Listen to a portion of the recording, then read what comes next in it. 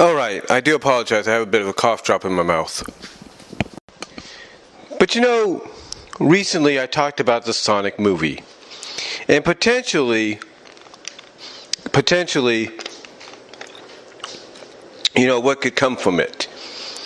Mostly, what could be spawned from it if it's a box office success. Because we all know studios, all they care about is that ching-ching, if you know what I mean, that money.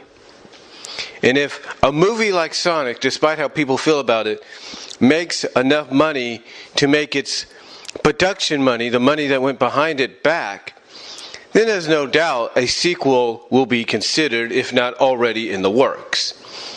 But if there is a sequel or a peripheral of sequels, what could they be and what could they be based on? Well, I have an idea.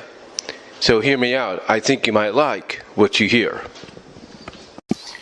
Now, when it comes to Sonic the Hedgehog, he's one of those kind of video game franchises that doesn't just have one, but a peripheral of adaptations and spin-offs and interpretations that if someone wanted to make a movie or a show, they could pull from any one of those and use any elements or characters in what they want to do.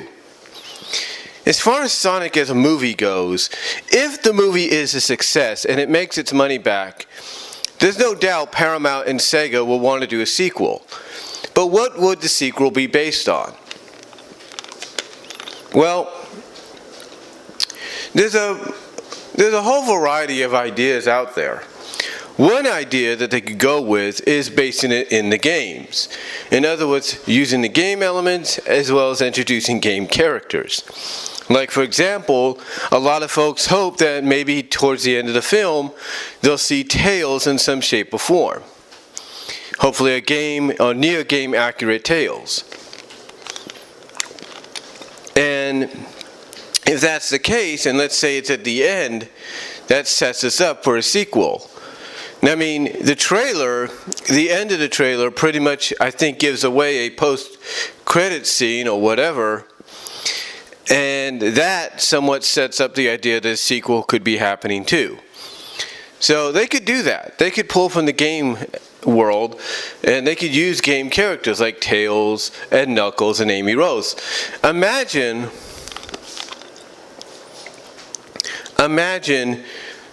a Sonic sequel that utilizes Tails, Knuckles, and Amy. That could be really intriguing.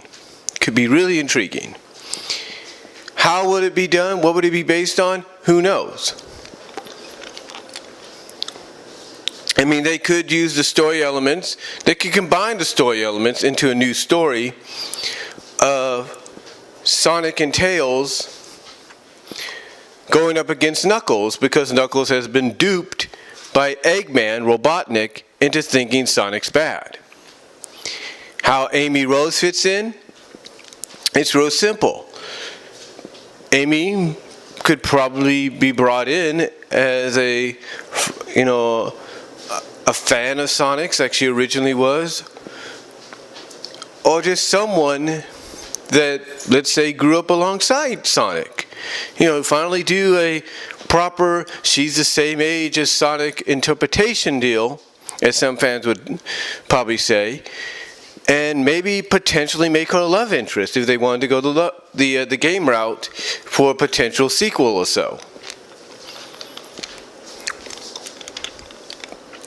And if they wanted to, let's say you introduce Tails and Knuckles and Amy in the sequel, and the sequel proves to be a success, you could potentially, the studio, but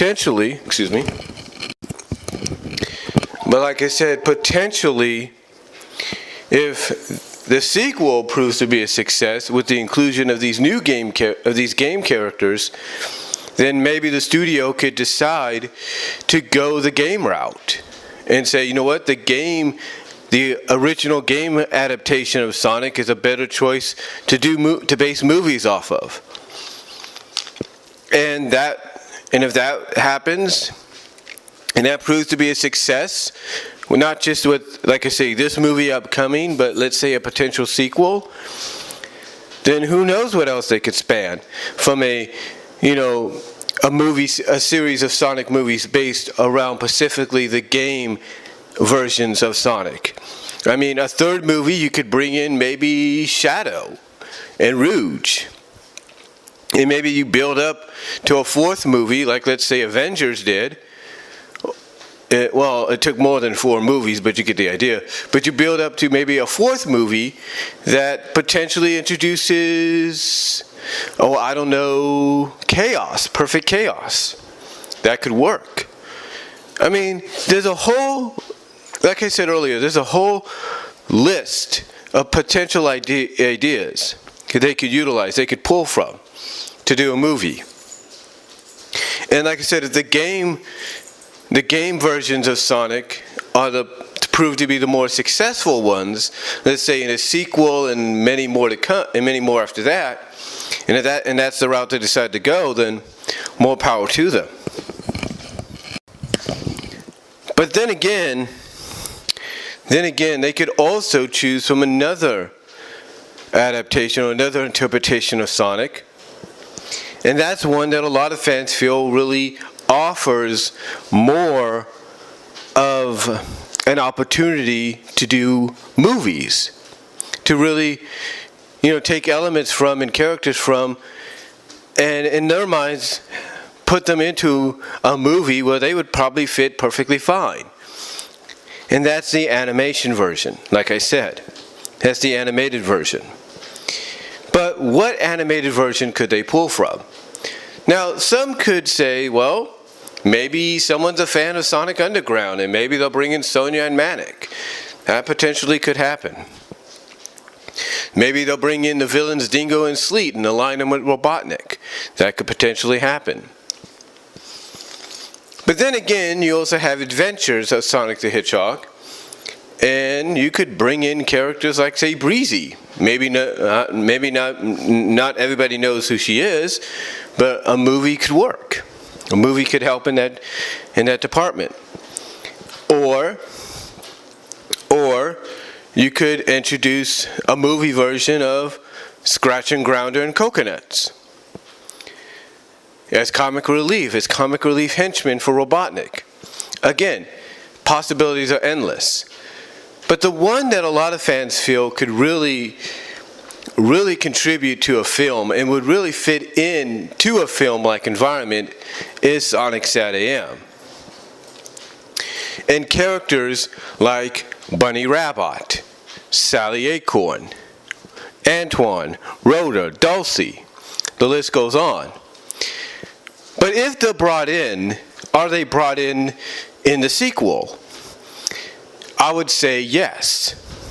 I would say there's no doubt that if a sequel happens and the people behind the movie decide to go the animation route / comic book route, whatever you want to call it, then there's no doubt in my mind, no doubt whatsoever, that probably the only obvious choice they would go with is the SatAM series and basically elements of the Archie comic run. There's no doubt in my mind they would do that. Now, I could be wrong, but I think they're looking at all possibilities. So let's say they go the SatAM route, the SatAM Archie comic route, and they bring in these characters. Do they bring them in the sequel? Absolutely. Absolutely, you bring them in the sequel. You bring them in, you basically use the sequel as basically the next setup till building towards something bigger in the long run. Because like I said earlier, let's say the sequel is a success, and they decide, okay, let's spawn another movie, let's do another movie and another movie. They could build, let's say they want to do just a series of 4 movies. Make 4 Sonic movies and that's it. They go the animation route, they could build to something big. They could potentially And think about this. They could build to something identical to the Doomsday Project story from season 2. Or they could build to something to what we had recently, one of the last major arcs under the Archie comic license, and that is Shattered World or Panic in the Sky. Again, possibilities are endless. The options are there. Now, whether or not they go this route is up to them. Again, they have, in my honest opinion, they have only two options to go with when it comes to adapting Sonic for this big screen and making a sequel based off of the success of this movie. If it is a success, and I think it will be, whether a lot of people want to agree with that or they don't. The point is what direction they go with.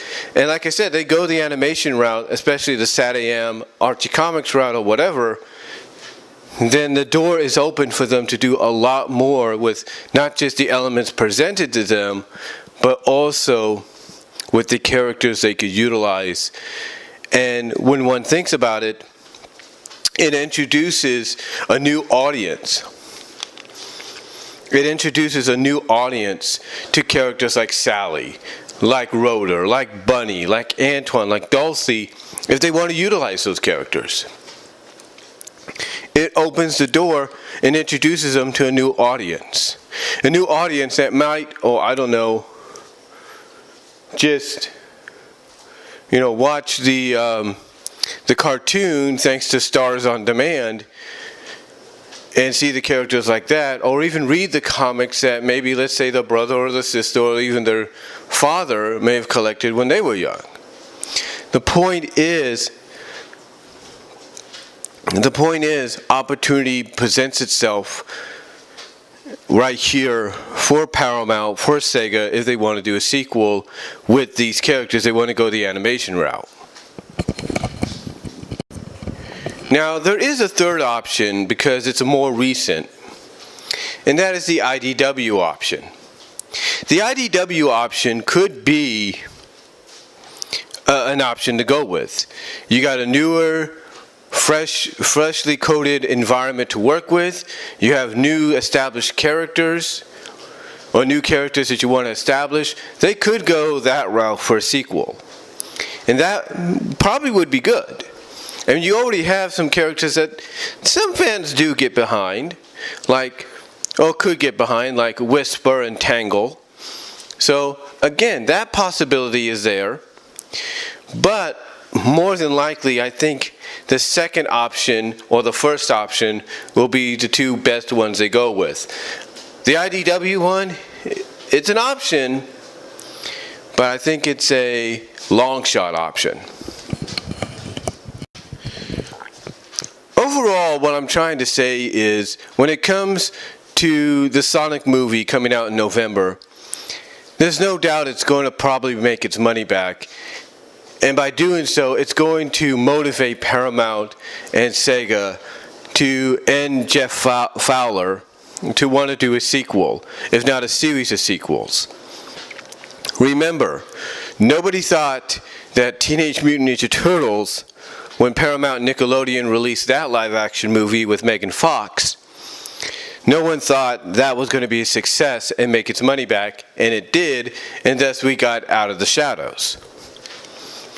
No one thought Guardians of the Galaxy, a Marvel property, would succeed and become one of the biggest MCU movies in history, or in the history of the MCU, and guess what? It did, and it spawned not just a sequel, but the sequel became a success, and now it's spawned a third movie that's planned for release in a couple of years. The point is, just because it may not look good at first, doesn't mean it won't be a success. And I think it will be. And what I'm trying to say here is, because of that success, expect sequels to be made, but we don't know what those sequels will be based around on. We don't know if they'll be based on the games, We don't know if they'll be based on the animation, comic books, or even the IDW. We don't know. It's up to them. But honestly, I don't think I'll mind either way.